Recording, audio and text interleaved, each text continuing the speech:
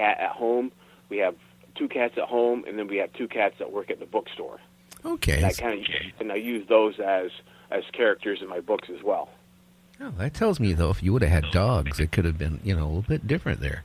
It could have, been, instead of ninja cats, ninja dogs. Ninja dogs, it could be, ninjas aren't just, you choose to be a ninja, so of course you don't have to just be, doesn't have to be just raccoons. They already have the mask, so they have an advantage, but, you can be a ninja dog, you could be a ninja possum. I'm actually thinking of branching out and adding more animals to it. I'm thinking about adding possums. Uh-huh. So now, how's the books doing, the series? The books are doing pretty well. The books are doing real well locally. In fact, I had a little bit of trouble writing this 8th one with working at the bookstore, and I actually read more during the winter than write. And I also had kind of a sad thing happen to me this winter. And for the raccoons, I need to be my father passed this January. Sorry to hear that. The thing. So no, that's kind of hard, and I was sad about it. And for the raccoons, these are fun, and I have to be in a certain place to write a children's book. So this last one was a little hard for me, but I felt I really needed to finish it because several of my local fans had come in and they saw the raccoons, oh, the raccoons, and they're oh, I had read all those. So I have several local fans waiting for the next one. So I really felt I needed to go ahead and get the rough draft done. Okay, who does the graphics for your books? The graphics is done by my friend Chris Jones. He actually writes under the pseudonym of Jubal Lee, and he's a longtime friend of me. He is originally from Wellsboro. He now lives in Florida.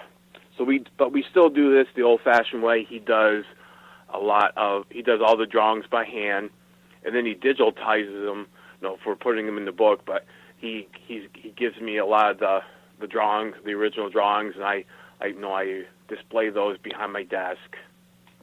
Oh wow! So, no, any more plans for another one on the series, or is that the last of that series before you move on to something else? No, I'm actually I'm writing more. The more I write, the more ideas I get. So this one that I'm just finished the rough draft. This one is the Totally Ninja Raccoons Meet the Jersey Devil, and I actually have the next one planned. Sometimes when I have the idea for the first one, I'll write the first paragraph, so I have that idea kind of down. So the next one I'm planning on being an apple snitch. Okay. Are you familiar with what an apple snitch is? No, I'm not, and I will be, I think. Okay. So I like to use, right now these are set in Pennsylvania, so I use a lot of legends and lore of Pennsylvania to go with my books. And an apple snitch is actually the English translation, or the English word for an elbow witch. So an elbow witch is basically like a miniature Bigfoot. They're found only in certain parts of Pennsylvania along the Susquehanna River. Uh-huh. And they're smaller than a Sasquatch, and they have several toes. I think they have 5 toes instead of the 3 or 4 that a Sasquatch has.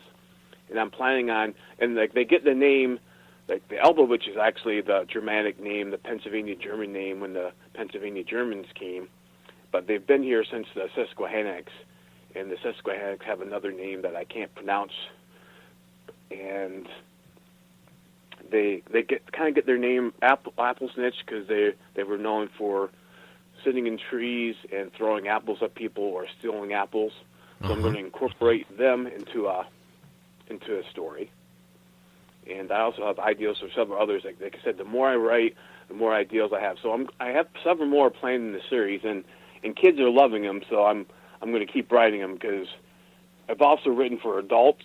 But I tell you, there's nothing more satisfying than having a kid tell you that he enjoyed your story, or having a parent say, "Well, my son was having trouble reading, and I bought him one of your books and he loved it, and they come back for more, and then you hear about him reading other things, and that's that's one of my goals with this, is not just to sell my books, but to get kids interested in reading all books.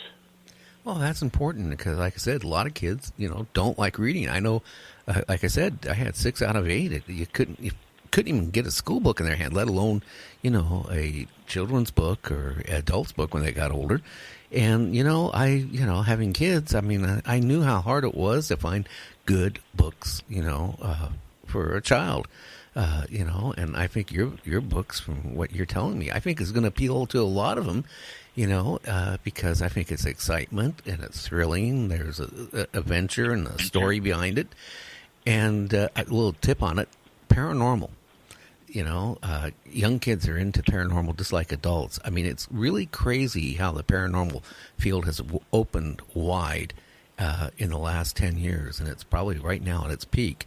So kids and adults are really into it. No, that's one of the reasons why I chose that, because each one of these, I chose to have the first one about Bigfoot because I love Bigfoot, and I see this from my experience in the bookstore, that there's actually several.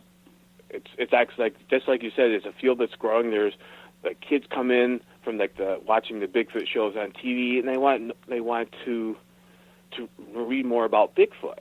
And there are some books of that reading level, but most of them were either very young or older, and there wasn't really any at that level. I'm like, I need to write something for that level.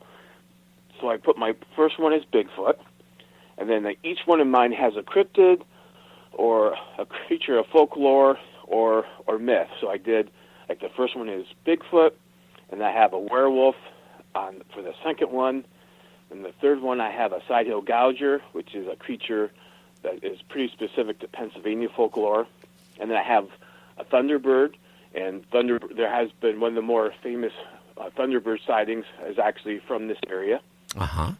Why don't you tell people about that? See, that's why I chose to have you on. One of my producers were, looking, when you first wanted to be on the show, and they go, "Oh, this is his child's book." And I said, "No, this has a paranormal twist, because if you look what his books he's been writing, they got a little bit of paranormal in them." So that's why you're here. And I chose, because I grew up with paranormal, and I chose stories and that are local to the area and that them influence the books. And I did my interpretation of it. But actually, one of the more famous Thunderbird sightings is in Countersport. Okay, now why don't you tell people out there what is a Thunderbird? Okay, so a Thunderbird, if you're familiar with Native American legend, is this huge bird that they called it a Thunderbird because it was so big that its wings would sound like thunder, and that's from Native American folklore. But what a thunderbird is thought to be ancient birds of prey. And actually, there have been sightings in many places. And I am in Tioga County, which is in north central Pennsylvania, in what's called the wilds of Pennsylvania. So I'm near the Pennsylvania Grand Canyon.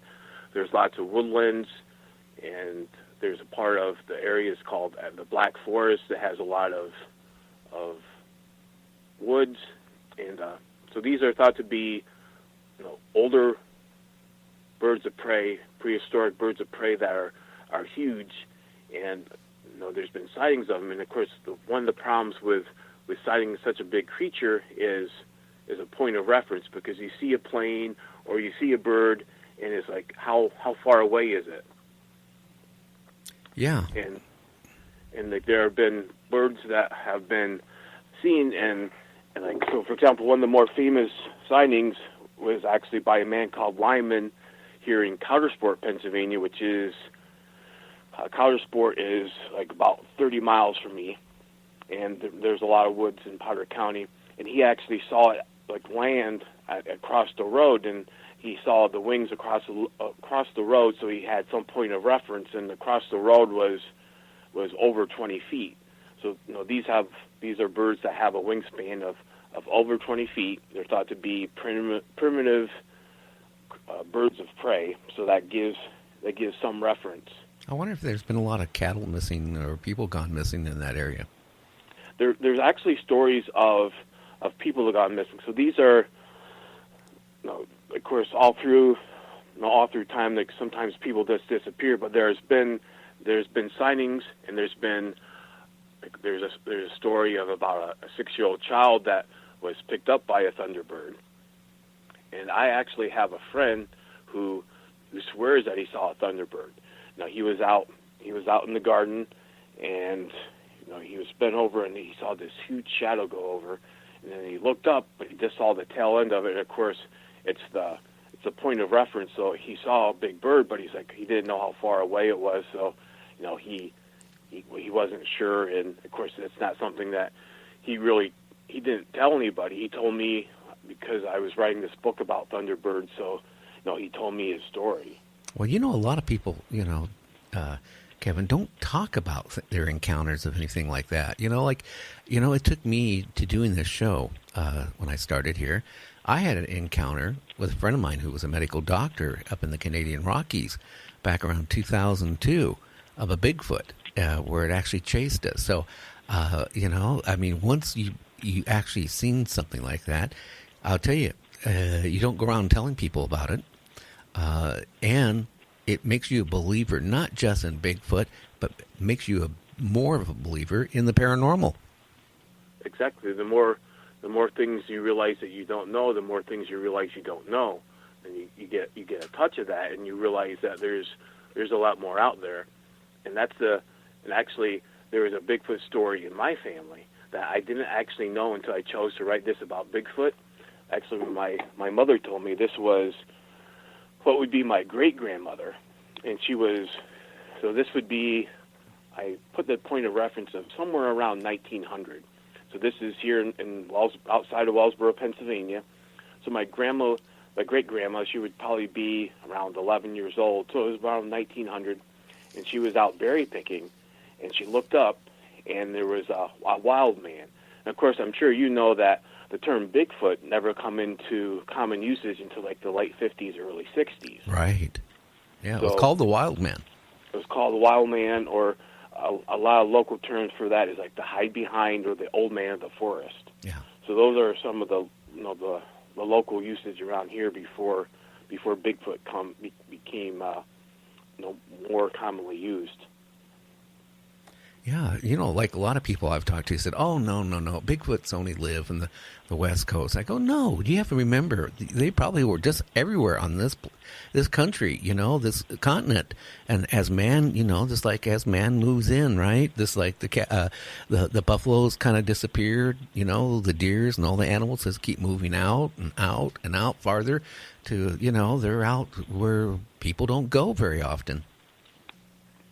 Yes, or they've adopted. There's places where that aren't trod as much by men. So of course, like the Northwest is thought because there's a lot of forest, but there's a lot of forest in other places in the United States. Like there's a lot of Pennsylvania is a very rural state.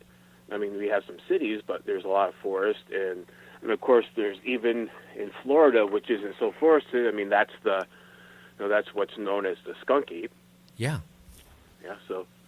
That's, pretty much, I hate to say it, probably pretty much the same creature, and just different areas, different names. Different areas, adapted a little bit to the local environment, and yeah.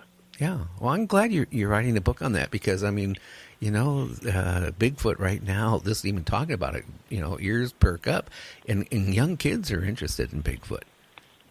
Yeah, and one of the things I do at the end of each of my books is I put a little pictorial of the creature that is featured, and I put a little information about it. It's like I put a little bit of, like, for example, I put a little bit of information about Bigfoot, and there's a lot of people say, "Oh, Bigfoot's not real," and I don't. I let the child decide that. So one of the things I encourage, and I call it be a reading ninja, is like, is Bigfoot real? Read more about it and decide for yourself. So these are the things that I'm not asking somebody to believe in it or not believe in it. I'm looking to engage children and to have them think and to have them involved and read more about it themselves. Well, and again, why don't you tell everybody where